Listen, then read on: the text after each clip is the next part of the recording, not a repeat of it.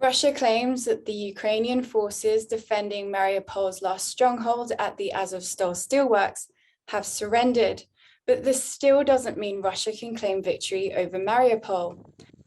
It is true that following a long siege that lasted more than a month, Ukraine negotiated a deal with Russia and ordered the Azovstali fighters to surrender on May the 16th.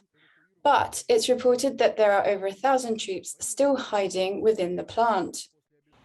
Only 264 Ukrainian fighters surrendered according to Ukraine's defense ministry. The majority of troops still inside the plant refused to surrender.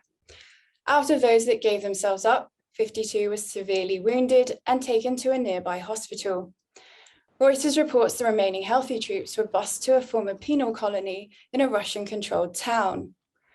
So what is the fate of the Ukrainians who surrendered, or that of the hundreds, possibly over 1,000, fighters believed to still be inside the steelworks plant? Ukraine's deputy prime minister says they will be exchanged for Russian prisoners of war, but whether or not we can trust the Russians to stick to this plan is unclear in light of recent commentary. Russian investigators say they're going to interrogate them about their potential involvement in crimes against humanity. And worryingly, a Russian negotiator involved in peace talks said they don't deserve to live, adding Moscow should consider the death penalty. Despite this sinister commentary, a defense and foreign policy expert thinks Russia will do the prisoner exchange with Ukraine as promised.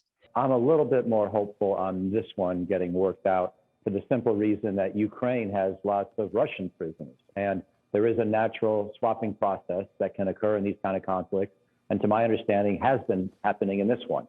So while I share the anxieties and the uncertainties of not knowing exactly what's next, and certainly the Russian prosecutor gives plenty of reason for concern, I still feel like on balance, it was better that they surrender and better that they trust their fate in not so much in Putin's generosity or grace, but rather in his own self-interest in getting some Russian soldiers liberated.